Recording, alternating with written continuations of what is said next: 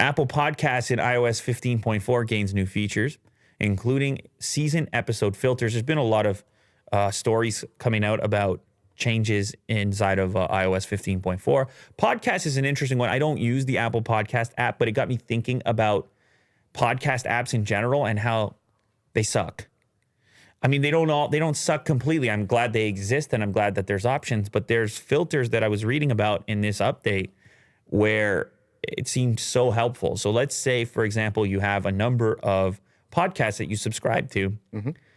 One of the crappy things is you click over to that podcast and maybe you have like a little dot acting as an indicator for if you've listened to something before. Or maybe you're sorting by date posted. Or maybe you're sorting by popularity. Or I think Spotify likes to put like a hot Most episode. shared. A most shared episode, which is the last thing that I'm looking for. But I guess people must be looking for it because I'm sure Spotify has done some research themselves. But anyway, now we have more filters for sorting. So I can just look at episodes from a particular season, or I can just look at episodes that I haven't heard yet, or I can just look at episodes that I haven't heard yet from a particular season. Now, that's especially useful for a serialized podcast that actually has progression to it. Although I haven't listened to one of those in a while. I know they're still out there. It brings me back. I'm getting memories of the original serial podcast. Remember that? Oh, yeah. Did you listen to that? That was such an interesting experience. It wasn't really a new concept. It was a new concept in terms of podcasting.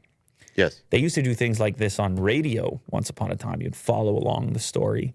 It was just interesting to have it merge with modern technology, the concept, and then to see how interacting with that was different, especially the socializing around it as people waited for the next episode. It was all very fun to take part in.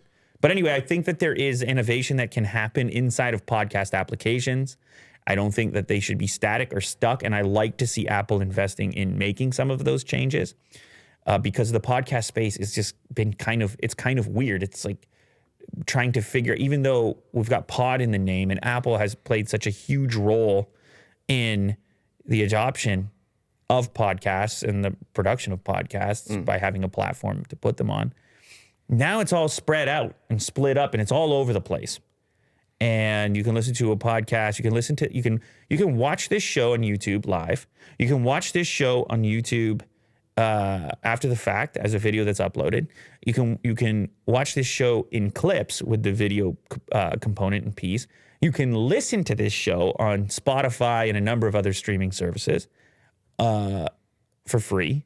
You can listen to this show via Apple Podcasts, Google Podcasts, et cetera, et cetera, et cetera. It's so many ways to get the thing that you want.